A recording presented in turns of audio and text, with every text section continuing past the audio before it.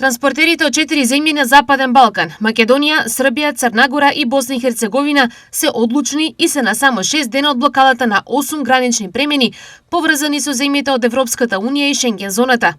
Од Макам Транс го упати и најновото соопштение во кое повторно се акцентира причината за ваквата одлука. Европската комисија, односно генерално на Европската администрација на земјите членки на Шенген и нарачителите на превоз треба да сватат и лобираат за воведување нови правила за евиденција на време на престој на професионалните возачи.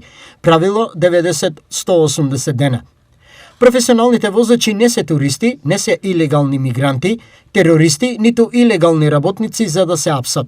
Депортираат и да им се забранува правото на вршење на својата дејност, со што директно се влијае на транспортната индустрија, но и на стопанството во целост, кое се потпира на домашни превозници. Стои во соопштението. Сите 4 држави сме у координација, договорени и остануваме на планот дека на 26.1. во 12 часот попладне ќе почне блокадата.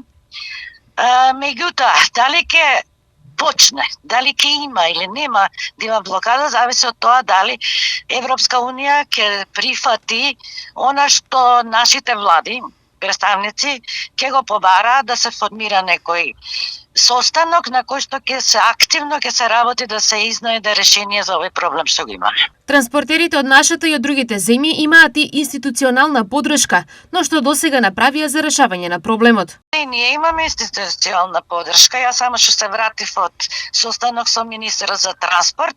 Пред 2-3 дена премиерот кажа дека исто дал насоки на Министерство за внатрешни работи да преговараат, меѓутоа она што и јас цело време го зборувам, значи како ние превозниците што се споим на 4 држави, исто така и нашите институции или државни органи треба заеднички да настапуваат пред Европската Унија. За сега немаме некој позитивен одговор, меѓутоа се надеваме дека од кога ќе почнат да се јавуваат странскиве инвеститори што се во сите 4 држави, затоа што тек сега сватија дека сме сериозни, дека ќе блокираме, се надеваме дека и нивното лобирање ќе вроди со плод. Доколку нешто драматично не се смени, колков период би траеле протестите и блокадите? Однапред не ни е одредено, меѓутоа, поентата е во нешто друго. Сега правиме блокада, за да потсетиме дека има проблем. Меѓутоа во април кој ќе дојде, нема да има блокади, него камионите ќе се бидат паркирани, нема кој да ја вози стоката и тогаш ќе ги прашам сите тие кои што кажуваат дека голема штета ќе имале, колку штета ќе имат.